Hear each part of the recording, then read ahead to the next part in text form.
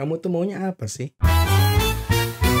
Halo guys, balik lagi bersama kita dari Anamor Film. Kenalin gue Bondan. Gue Kibos. Gue tuh sih Di episode ini kita akan membahas film materialism. materialis aja. Materialis.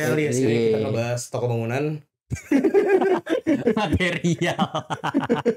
Bang semen satu. Satu sak. Nah, kita ngebahas film romance ya. Drama romance. Drama romance ini. Premisnya apa ya? Premisnya ini adalah tentang gue lupa lagi pemeran Dakota Johnson siapa? Ini Lucy. Di peran kalau Dakota Johnson, dia adalah sebagai broker alias pialang Bialang cinta. alias third party dating apps. Iya, Instead of dating apps, dia adalah dating apps-nya. Iya. Dia menyambungkan satu orang dengan orang yang lain. profesi dia jadi Bumble. Betul, profesinya jadi Bumble, jadi Tinder, ya kan? Itu. Nah, ketika dia melihat di situ ada di industri dating itu, dia pun sadar bahwa setiap orang itu punya value yang ditawarkan di bawah yang agar bisa di match-matchin sama orang lain. Betul. Dan secara tidak langsung dia membawa itu ke kehidupan cintanya dia. Kehidupan pribadinya. Dan bagaimanakah dia melalui itu? Sebenarnya itu sih. Premisnya kayak kurang lebih itu lah. Cukup simpel dan menarik. Iya. Oke, buat di sini direktur ada Celine Song. Celine Song. Terus War of the Goat. pemerannya nih The Goat ini beneran. Dakota Johnson Mantap ya. mainin Lucy. Terus Sabun ada bintang. Chris Evans, dia jadi cowok miskin, dia jadi John. Tapi ganteng, brengsek emang Chris Evans. Curang. Terus habis itu ada Pedro Pascal, dia yang Pedro jadi Harry, Pascal. jadi cowok kaya dia. Cokai. Gitu. Cowok sempurna lah. Jadi ada cokai sama comis. Cokin. Cowok miskin. Gue males. Gue edit tadi kan. Aneh. Oke, lanjut. Oke. Soal audio-audioan di film ini, romance gimana mas? Audio romance gue suka banget soundtrack yang dipakai. Jadi jarang sound effect ya kalau romance ya. iya jarang sound effect itu kan lebih ke Background bukan- song aja. ya background song dan lain-lain gitu. Gue suka banget soundtracknya tuh yang ngebikin namanya Daniel Pemberton. Gue belum searching sih dia siapa. Cuman dia ngebuat lagu-lagu di di sini itu lucu-lucu banget gitu dan sesuai sama kondisi karakternya si Lucy, si Dakota Johnson gitu. Gemes Dari ya. dari awal yang dia masih dengan false belief-nya kayak cinta tuh harus cinta dan ideal gitu sampai di akhir dia membreak itu tuh soundtracknya disesuaikan lah dengan kondisi si Lucy ini gitu. Dan soundtrack yang dibikin menurut gua keren dan lucu gitu. Udah itu aja sih kalau audio menurut gua. Soalnya banyak lah ya. Visualnya menurut gua ini menarik ya. Karena visualnya kuat karena tidak berlebihan menurut gue. Iya. Di sini Terasa dekat. nggak ada visual yang dar-der-dur banget, nggak ada yang terlalu pakai teknik yang gimana-gimana. Simple gitu. Cuma gue akan memuji visual yang bagus. Satu karena teknik, dua karena keberhasilan dia menyampaikan perasaan. Oh, Tapi gue suka bokehnya tuh lucu. Iya, dia kayak lagi pakai. keren tuh. Iya, itu tuh kayak bukannya tuh agak beda gitu. Iya. Tuh lensanya kacanya tuh beda Nyeret tuh. gitu bokehnya. Info lagi nih, ilmu dari Ilmu. gue. Ilmu mana ilmu? Biasanya kalau lu pakai kamera analog yang bokehnya kayak gitu, lensa Rusia. Itu ilmu. Tapi yang gue notice dari 3 film yang terakhir kita review ya, Weapons, Conjuring dan ini itu tiga-tiganya pakai tipe bokeh yang seperti ini yang rada sirkular Gue gitu lah. nontonnya 2 film sebelumnya. Gue Iya, gue juga nggak sih beberapa film yang kita tonton. dan itu film 2025 Sering, semua gitu. Lagi ngetren berarti emang ya. Iya, kayaknya lagi sering dipakai. Nah, secara visual film ini sebenarnya terasa simpel ya, nggak begitu yang bagaimana. Cuma scene-scene-nya itu powerful secara visual gitu. Meskipun dengan kesederhanaannya, terus juga dari visualnya ya indah aja, bagus aja gitu loh. Ini kalau by audio lagi ya dan visual kalau disatuin ini berasa banget kita nonton apa tuh? Grand Repack apa? Amelie.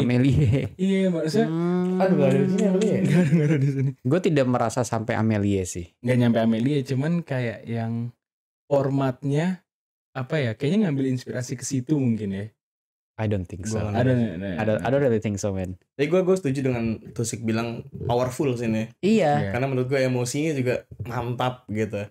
Dimana menurut gue yang paling kena tuh ketika si Harry dan John kecewa ya.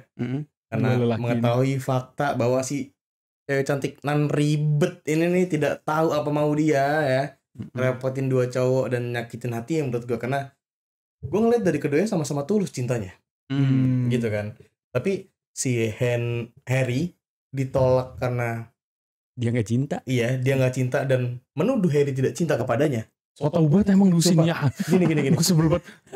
Kenapa lu harus validasi apa isi kepala lu? Ada orangnya lu tanya, jawab, dengerin aja jawaban dia apa. Gak usah lu olah kepala lu sendiri gitu loh, ada orangnya. Itu menurut gue emosinya bagus, kayak si Harry ngerasa kecewa karena ditolak gitu. Bahkan si Harry ini effort tuh lumayan gila gitu. Dia bikin paspor, dia nanya ke si Lucy kayak apa? Vacation Iceland. Impian lu kemana gitu, liburan impian lu kemana? Dia ke Iceland dan disiapin semuanya. Di hari H dia tolak juga. Dia putusin cowok itu karena menurut dia tidak cinta. Padahal secara sisi lainnya, material dan lain-lain, itu tuh oke banget karena ini konglomerat nih. Satunya si John dikecewakan juga dengan cinta yang tulus dari si John ya, karena si Lucy-nya ini suka cinta sama si John ya, tapi si Lucy juga nggak bisa hidup sama cowok miskin gitu. Cuma kan tadi gue bilang cintanya painful. Oh iya, tadi kita mau bahas belum nih? Apa? 3 kata.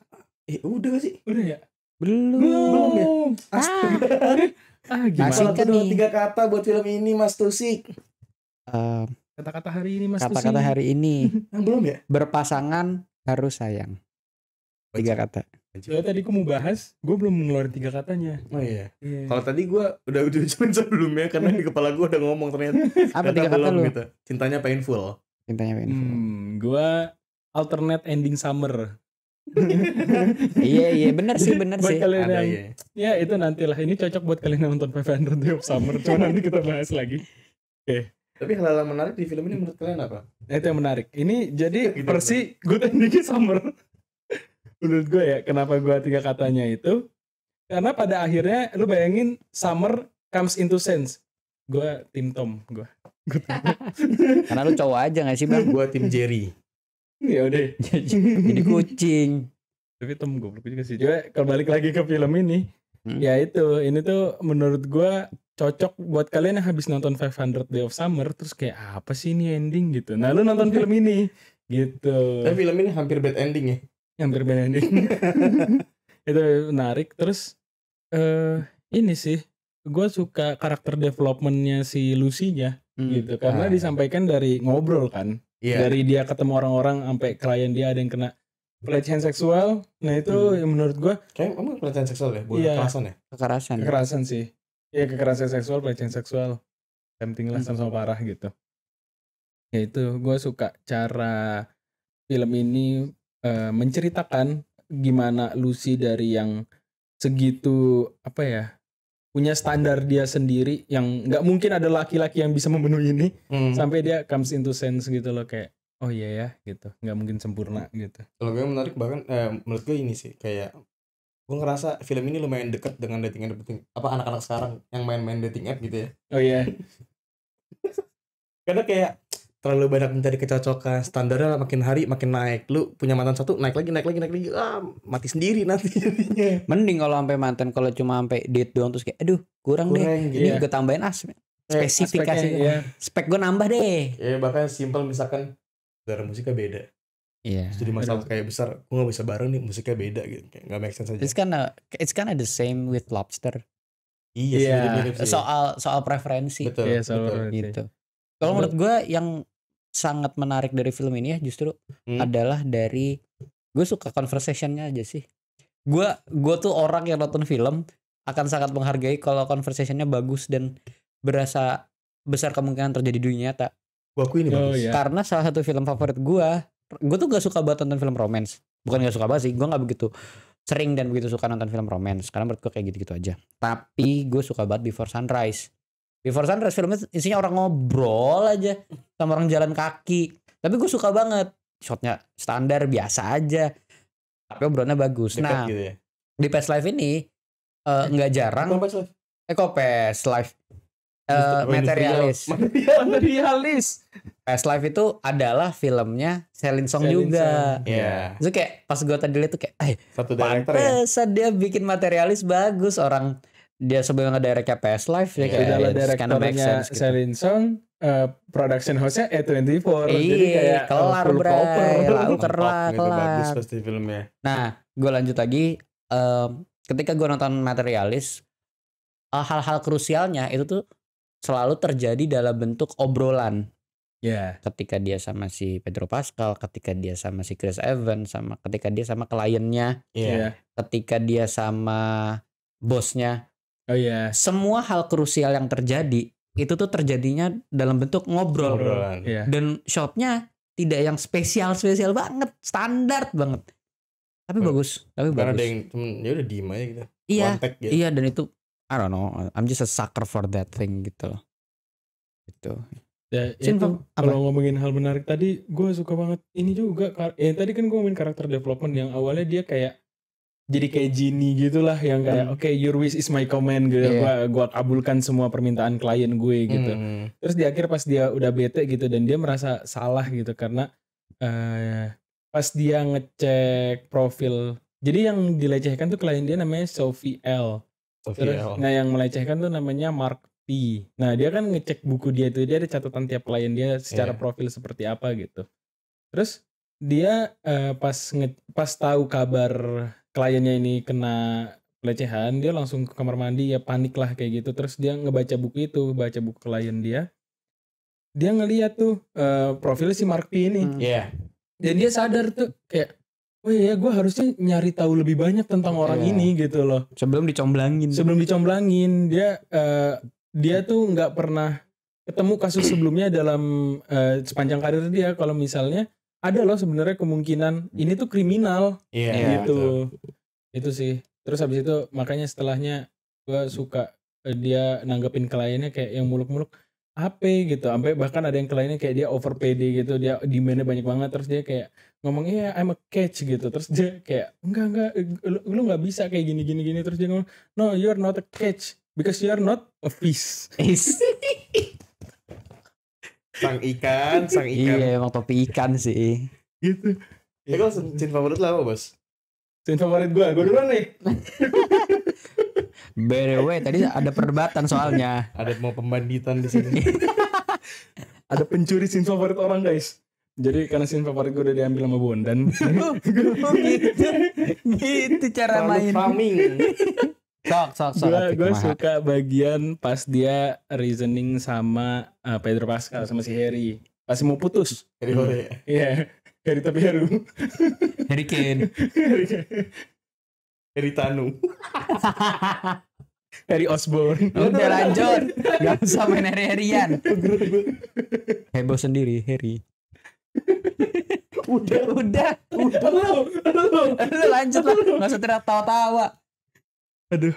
Kan itu dia kayak dia udah merasa gue gak bisa nih sama Harry. Padahal dia semua udah dikasih dah sama si Harry nih gitu. Dunia dan seisinya ya. Itu real itu. Apa namanya? Qobliyah sebelum subuh. 2 rakaat sebelum subuh. Dunia dan seisinya. Tuh.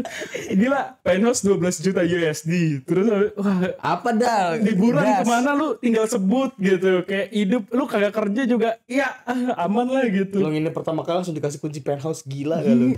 Gadun mana coba itu? Referensinya gadun. Soalnya kayak terasa seperti itu.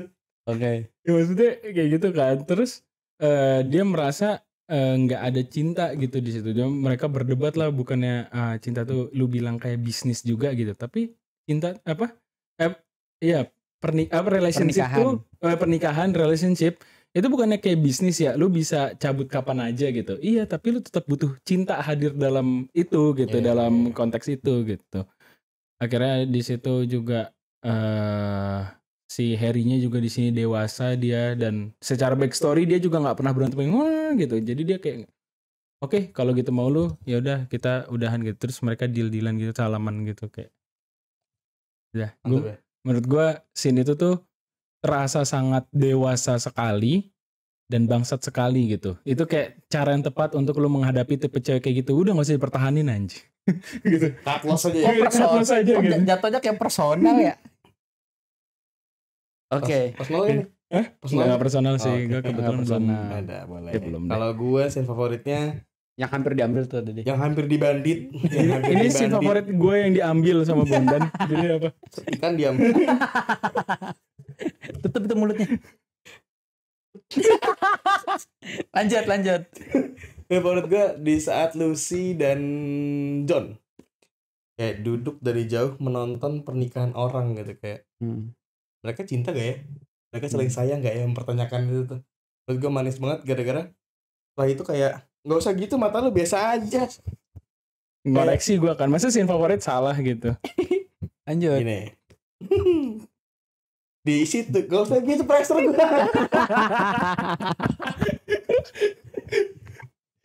Kayak di situ dia ngebahas kayak menceritakan bahwa awalnya mempertanyakan apakah mereka saling sayang gitu. Setelah itu dia ngebahas bahwa pernikahan setelah itu akan menjadi nggak full sayang lagi, menjadi hal yang berangkat dari komitmen dan berpartner sampai nantinya gitu.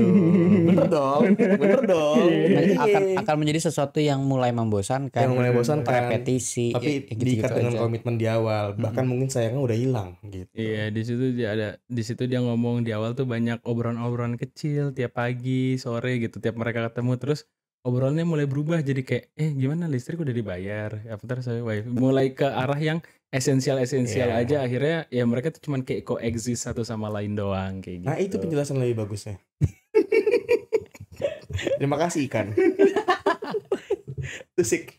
Oke, kalau scene favorit gue adalah ketika date pertamanya gue gak tahu date pertama bukan ya? Bukan kayaknya. Date mahalnya itu loh. Ya semuanya date mahal deh, kagak ada date murah deh. Dia kagak ada date itu gitu. Di atas jalan tol tuh gak ada. Gak ada di flyover, gak ada. Nonton softball di GBK gak ada. Date-nya mahal dia, kagak murah kayak gue gitu. Nah, ketika dia ngedate di restoran mahal, terus mulai ngomongin sesuatu yang serius adalah soal memulai komitmen antara si Pedro Pascal dengan Dakota Johnson.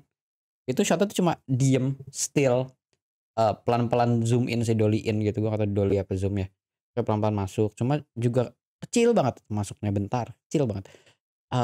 Pembahasannya mulai intens dan nggak ada dar-der-dornya. Itu cuma conversation biasa aja, yang menurut gue besar kemungkinan lu mungkin pernah merasakan, gue mungkin akan merasakan, atau teman-teman yang lain akan atau mungkin merasakan gitu.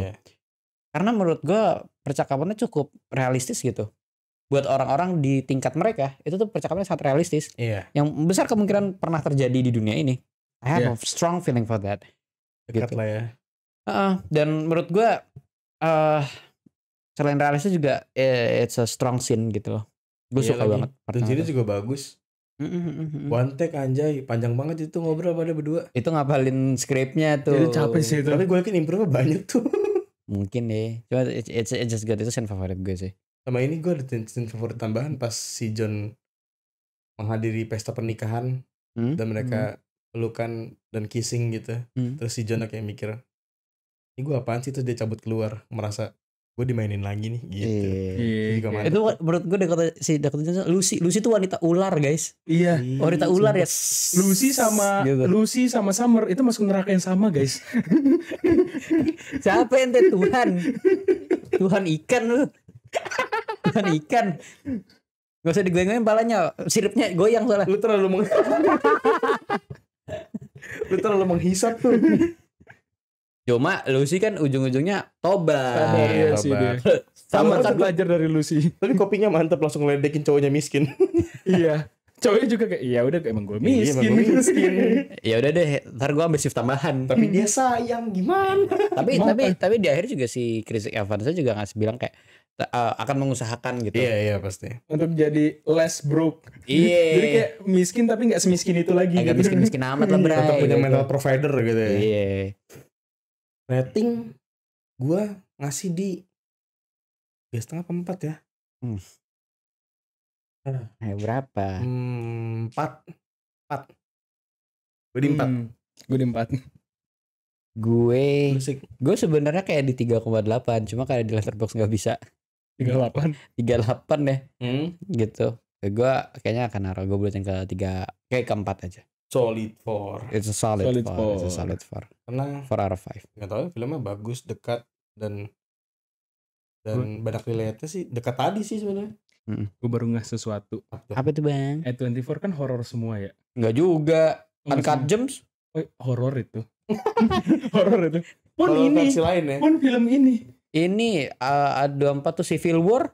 Bukan horor dia. Sih. Terus A24 lagi tuh. Oh iya, gue Uncut Gems cuma A24 cuma nonton Uncut Gems, Midsommar, Hereditary sama ini. Tapi emang ini ya hitungan ada horornya sih Gus sama lu bos. Karena kan? seandainya lu main dating app dan lu match sama cewek begini bisa dianggap nightmare gitu. Iya, sumpah. Diburu karena PR banget.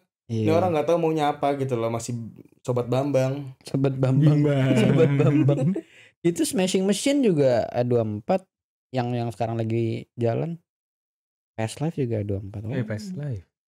Everything Everywhere All at Once A24. Oh, iya. Horor enggak ya? Enggak horor. Enggak horor sih. Film keren itu. Udah nonton. Apalagi? Ada lagi enggak? Enggak semuanya horor berarti bos. Iya. Enggak semuanya iya. A24 juga semuanya horor. Tapi ini gue berani nganggap film ini lebih horor daripada Conjuring. Iya lagi. Conjuring baru ya. Conjuring The Last Ride. Itu. Conjuring Last Ride sama ini hororan ini. Tapi Apa? Gue mendingan horor jadi Harry sih daripada jadi Chris Evans, jadi John gitu. Seenggaknya gue kaya. Ya, tapi itu dicintai. Itu jauh lebih horor. Lu bayangin bos, ada perempuan yang lu tuh adalah laki-laki idealnya. Iya. Dia suka banget sama lu. Bukan suka, dia tuh tertarik sama lu karena lu adalah perwujudan laki-laki ideal. Di tapi matanya gitu. In the end rupanya dia tuh tidak sayang sama lu. Itu tuh sedih ya. Gak apa-apa, gue sedih juga di atas Ferrari kayak Leclerc. Iya, tapi mas. Malas ngomong sama ikan. Blub. Tapi kalau misalnya jadi John kan ceweknya gak dia doang di dunianya. Iya, tapi dia nggak pernah sayang, nggak pernah cinta sama yang lain. Tapi nih si siapa? Harry-nya kan tapi juga Harry udah keburu sayang gitu loh. Iya, udah kepati duluan dia. Iya. Cari yang lain. Dikira dia udah berhasil nih. Masih banyak ikan di laut guys. Bagus. Itu kayak mungkin prinsip-prinsip orang-orang yang uangnya belum sebanyak dia gitu. Jadi kayak kalau sebanyak dia tuh pasti takut tidak dicintai karena duitnya dia banyak. Lebih banyak kalau atau bahkan orang-orang bisa punya peternakan ikan sendiri. Kok peternakan sih? Keramba. Dia bisa punya keramba sendiri dengan uang sebanyak itu, bos. Ya, tapi nggak ada yang cinta sama dia. Tapi sama juga tambah lagi kan si siapa Lucy-nya kan emang dari awal tuh nggak pernah bilang kalau dia tuh butuh kebutuhan finansial. Nggak pernah minta di provide gitu. Cuma he treating her good aja. Tapi buat orang-orang yang kayak udah kaya banget, kayaknya salah satu ketakutan mereka adalah itu tuh diperes doang.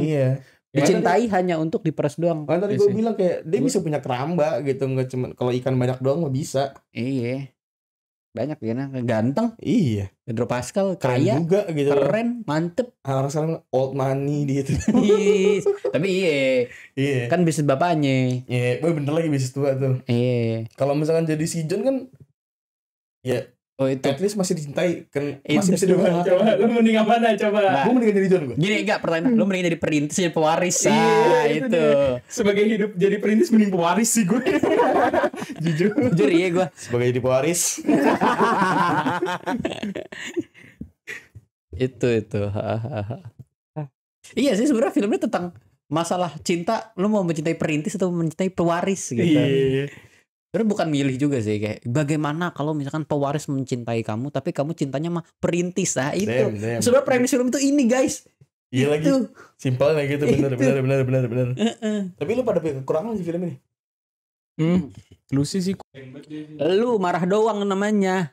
Gue sepakat sama dia. Ya Allah, dua-duanya itu lu sumpah. Indecisive, lu lebih rap daripada topi ini. Apalagi indecisive, avoidant. Wah nggak jelas. Oh psikolog dah lu kata gue, sumpah. Perwujudan wanita biadab dia. Tapi bagus. Ngerepotin. You come into sense pada akhirnya gitu kayak. Oke. Gitu. Kekurangan film ini ya. Gue sebenarnya nggak ada kayak gue tidak dapat kekurangannya gitu. Cuma untuk dia bisa jadi 4,5 atau even 5 kayak kurang nyampe sana. Cuma cukup bagus. Ya gue juga nggak. Gitu sih gue. Gue sebelum masih Lucy aja emang nih. Lucy nih ya. Alusiun.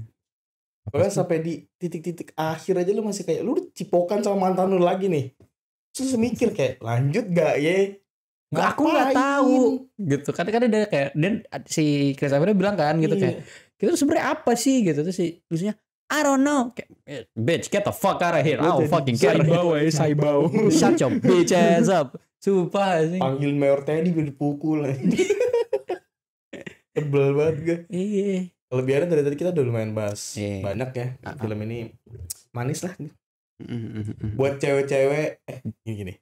Cocok buat siapa filmnya? Oke. Kalau gua buat cewek-cewek yang nggak tahu maunya apa juga. Iya, buat cewek-cewek kayak Lucy lu nonton dan biar nggak kayak anjing. Personal. Marah-marahnya sendirian. Ya. Terus gue biar lu tahu POV cowok yang lu bikin bingung tuh. Gara-gara kemauan lu lu nggak tahu juga kemauan lu sendiri. Tapi kalau menurut gua ini film cocoknya bukan buat cewek doang. Iya, karena cowok. Tidak jarang ada laki-laki bingung. Betul sih. Iya, bukan laki-laki bingung sih, atau buat laki-laki yang di kondisi kayak gitu kayak cut off aja bro, sumpah kayak cari yang lain. Jatuhnya lu jahat. Jadi misalkan lu jadi Lucy nih. Lu deketnya sama si kayak Pedro Pascal nih. Nah, lu jadi cowoknya POV mana? POV Lucy apa POV John atau Harry? Cowoknya ya, Pak. Harry sama John ya. Oh, ini kan gue menaruh diri. Cowok jadi Lucy. Iya, cowoknya jadi Lucy. Karena kan ada kan sekarang pasti ada lah skenario seperti itu gitu. Kayak lu gitu lah ya. Kok gitu, Mas? Mas kok gitu, Mas? Ini film mencoba buat Lucy. Hey. Misalnya lu membuat bohong siapa tuh cem-ceman lu sih. Udah ya dah. Brengsek. Kok gue dikulitin gini? Enggak.